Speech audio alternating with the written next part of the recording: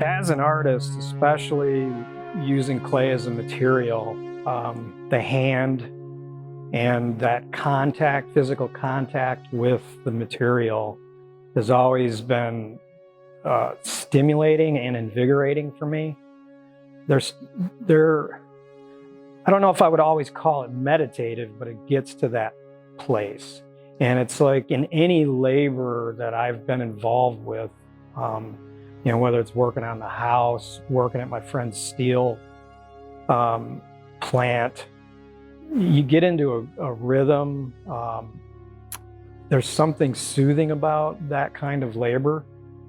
And I think our ability to be industrious and accomplish things and see results in that way, and physical results.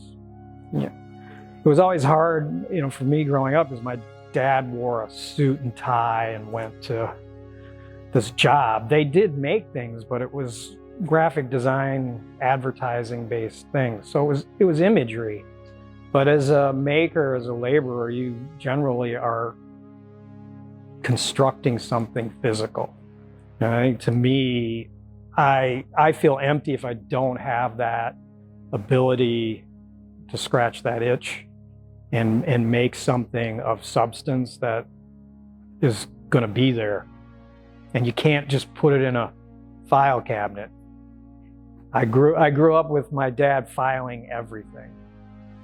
And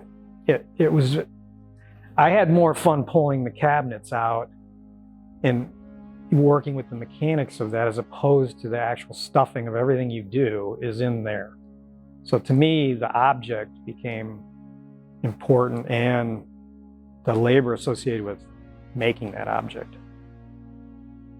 With this project, the first thing I did was began making the pipe form, something that I knew I could get a sense of some rhythm, quantity, that I could develop that industrial physicality on the start as I was processing the images themselves, which I kept up in the studio. I was letting that sink in, but I went to something initially that I knew I could make and that would give me a feeling and a physical rhythm that I could start to work from. And I had a lot of ideas in terms of what I would make next, and so that I wouldn't be just stuck in one zone, and I could problem solve, I began working on the geodes, and then also the hands, because I knew technically that would be a challenge, and I was going to need to work some of the kinks out. And I didn't want to be just stuck at the end of the making process working on something that was completely new for me in my process. And it wasn't so much that I don't work in this mode in terms of the actual physical making of the objects. I was using slab building and coil building, and that's how I work in general, and also using the extruder, the clay extruder, to make the pipe forms. But the mechanics of how to work on anatomy and when to do certain things, because those structures are very complicated in terms of the hand themselves, required kind of a slow, methodical building process that I couldn't just zip through. And I wanted to give that time to breathe so I built the smallest hand first, to not be pressured and work on something really large that could potentially be a big disaster and a time waster. So I started small on that and then worked my way up. The same thing happened with the geodes, where I did not tackle the largest forms that I did. I built my way to larger, more complicated objects. So it's a real systematic approach. And I think it worked out well, because it allowed me to process those forms and get better at making them as I went. all the surfaces I've developed over the years, starting when I was in graduate school. And I prefer to call them more like patinas as opposed to glazes, because that's what I'm really responding to. I think, coming from Detroit and seeing rust and oxidation and how metal and that decay of the architecture and brick and things like that really informed my surfaces. And I've tried to capture that as opposed to glossy surfaces that are more associated with a glaze, being, glass, basically.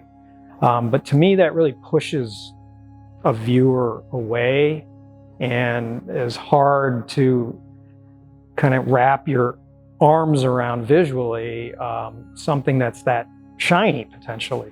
So I dull everything down. It's very matte, but it's also to look like a patina, that there is some antiquating of the surface, that it looks new, but it also resonates that it's old, or it was pulled from the sea, or it has been rusting out in the elements and changing over time. So I'm very specific to that, but I do, color has always been a bit of a challenge, and I think it's kind of fun to bring in a brighter palette even within this. So as I've done research on surface, looking at lichen and things in the natural world that happen, you will see those colors, which typically are much brighter than what you see in terms of the industrial decay that I grew up with,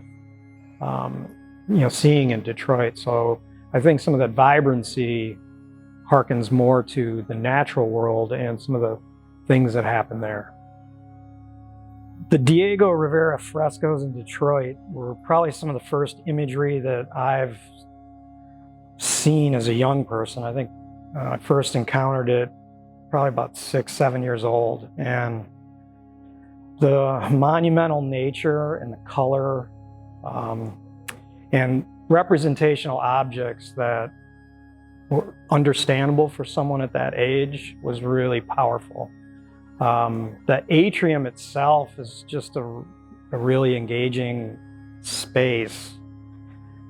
When you move through the gallery, everything's quiet and you're in these nooks and crannies, but you walk into this open atrium and it's just a fantastic space. I was envisioning this homage to Diego's frescoes. I first thought of the industrial pipes that I was using in my pieces, and that those were kind of this arterial framework that I could start engaging the building itself here and create that kind of feeling.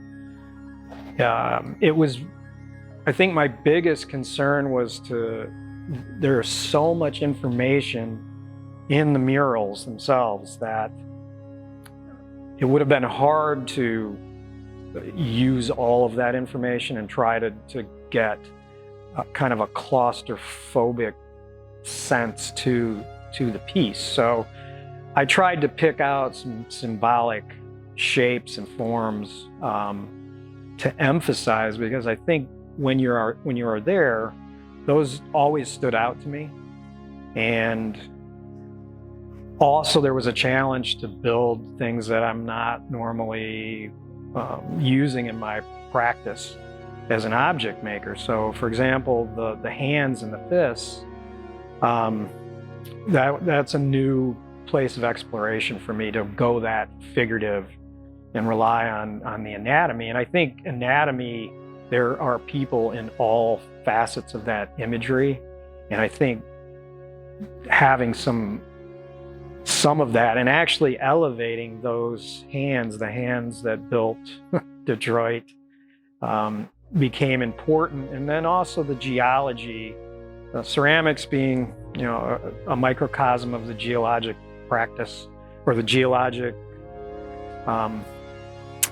methods that this planet uses to create clay and how it was formed, that the geodes that are in those murals I felt were really important to use or to utilize and balance these industrial pipes and forms against human anatomy, and then even looking at the geology, the mineralogy that went into how industry, the raw materials for industry, were brought in. And I think he was speaking about that in layers